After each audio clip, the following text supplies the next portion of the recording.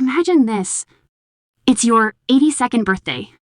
You're Robert De Niro, an icon, an Oscar winner, a man who's seen it all. And then a mysterious luxury basket arrives at your doorstep. Inside, overpriced wine artisan trinkets and a royal-looking tag that still reads HRH. The sender, none other than Meghan Markle. What sounds like a harmless gesture quickly turned into Hollywood's latest inside joke. De Niro didn't gush. He didn't post a thank you. He reportedly rejected the gift, outright brushing it aside with a blunt message, "I don't need this. I don't even want this." And that reaction sent shockwaves far beyond his front door. Because this wasn't just about a birthday present. It was a turning point. A reality check. Meghan Markle, once celebrated for breaking away from the royal fold, is now accused of clinging to the very titles and prestige she promised to leave behind. And in a city where image is everything, her strategy may have finally collapsed under its own weight. In today's deep dive, we'll unpack exactly what went down. We'll explore why De Niro's rejection struck such a nerve in Hollywood, how it exposed Markle's ongoing PR struggles, and what this means for her future in the entertainment industry. This is the story of a gift basket that became a cautionary tale. Welcome back to the channel. Let's get into it. To understand why this birthday basket became such a lightning rod, we need to step back. Meghan Markle's journey since leaving royal life has been anything but smooth. When she and Prince Harry announced their split from palace duties, the world expected bold independence creative projects and a new brand identity that would stand apart from the monarchy. For a time, the spotlight was firmly on her. Major deals with Spotify and Netflix, a high-profile interview with Oprah, and global media attention promised a powerful rebrand. But the reality, the shine has worn off. Spotify publicly cut ties, calling her podcast unsustainable.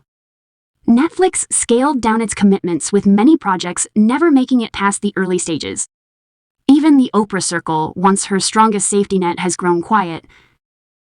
Instead of building momentum through content and innovation, Meghan leaned back on the one thing that gave her global recognition, the Royal Association. And that's where the HRH tag on the De Niro basket becomes so telling. It wasn't just a birthday gift, it was branding. To Hollywood insiders, it looked less like a kind gesture and more like a plea for relevance wrapped in ribbon and luxury goods. The strategy that once made her interesting now risks making her look desperate. Do you think Meghan's biggest mistake was holding on to her royal identity, or was Hollywood never going to accept her in the first place? Share your thoughts below. I'm curious where you stand. Here's where things really take a turn. Meghan's birthday basket to Robert De Niro wasn't just rejected, it became the industry's unspoken punchline.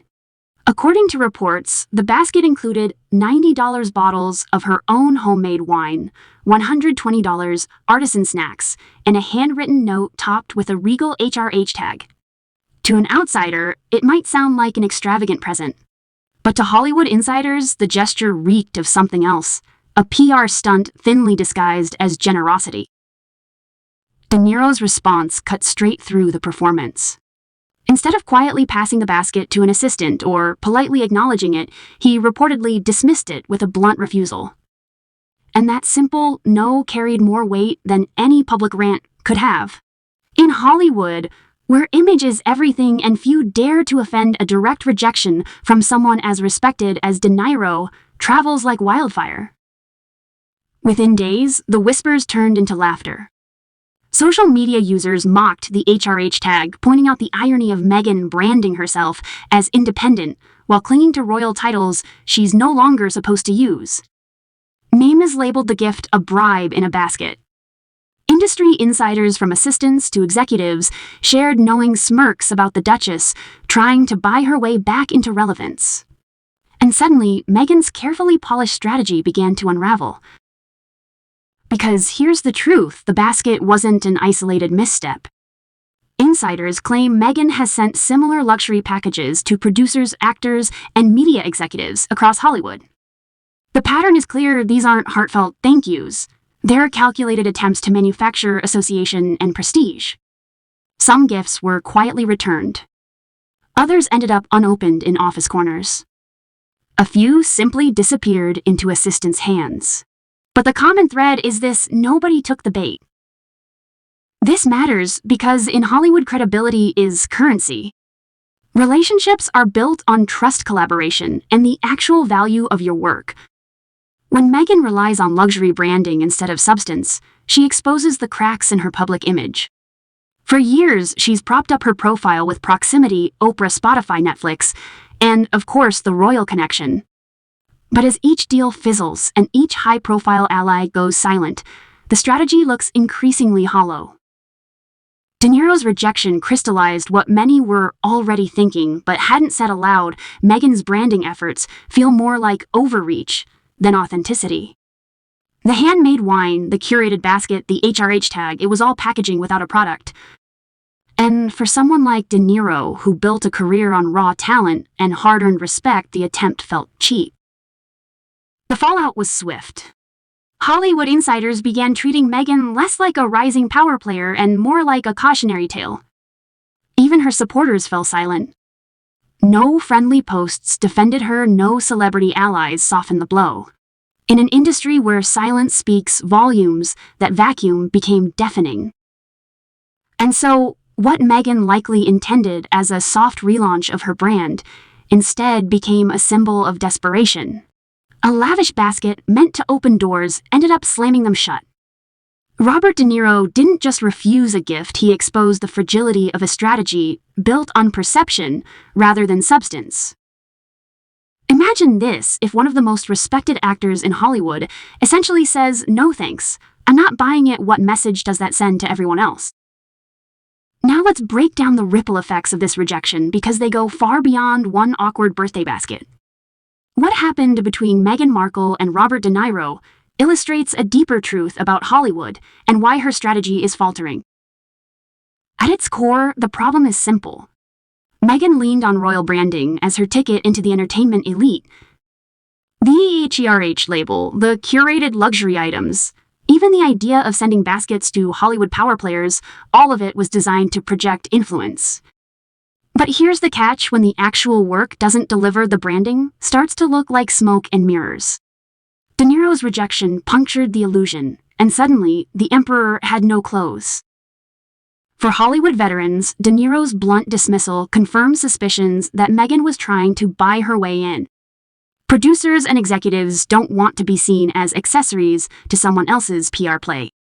For celebrities, the message was equally clear: aligning with Meghan could make them look like props in her ongoing rebrand. Even fans, once sympathetic to her escape from the palace narrative, began questioning whether she truly wanted independence or just a different stage for the same performance. The timing couldn't be worse. Meghan and Harry's deals with Spotify and Netflix were already shaky. Spotify outright canceled her podcast, citing sustainability issues. Netflix scaled back its projects after lackluster audience engagement. If Meghan hoped to use strategic gifting to attract fresh opportunities, the De Niro debacle did the opposite. It signaled to potential partners that her brand might be more liability than asset. In an industry where budgets are tight and every project is scrutinized, no company wants to invest in someone who feels radioactive. The humiliation also plays into the court of public opinion. Social media thrives on mockery, and Meghan's HRH branded wine basket became instant meme material. Bribe in a basket became shorthand for what critics saw as her desperation. And once the internet turns someone into a punchline, it's incredibly difficult to reverse that narrative. The Duchess, who once symbolized courage and independence, was suddenly painted as needy, clinging, and out of touch. And then there's the royal angle. Meghan and Harry's entire departure from the monarchy was framed as a quest for freedom from titles and restrictions. Yet, the HRH tag reveals that Meghan still leans on the very symbols she rejected. This contradiction undermines their broader narrative and weakens their credibility, both in the UK and abroad. It invites critics to argue that their independence was never about breaking free, it was about repackaging royalty for personal gain. So here's the question that lingers: is Meghan truly mismanaging her brand, Or is Hollywood simply unwilling to embrace her no matter what she does? Could even a flawless strategy have changed the outcome? Or was rejection inevitable? This isn't the first time a high-profile figure has miscalculated in Hollywood, and it won't be the last. History is full of cautionary tales where celebrities tried to force their way back into relevance through spectacle instead of substance. Think of once famous stars who launched overproduced reality shows or grand publicity stunts only to discover that audiences can smell desperation a mile away. Meghan's basket incident now sits in that same category. Globally, the situation also speaks to cultural differences. In the UK, titles like HRH carry weight and tradition. In the US, especially in Hollywood, status isn't inherited. It's earned, often brutally so. Americans tend to celebrate reinvention, but only when it feels authentic. Meghan's use of royal branding in Los Angeles, a city that prides itself on merit and hustle, feels tone-deaf. The clash of cultures may have amplified the backlash. And then there's the broader media environment. Audiences today are savvier than ever. They don't just consume content, they dissect it, critique it, and turn it into memes. In that landscape, every misstep multiplies at lightning speed.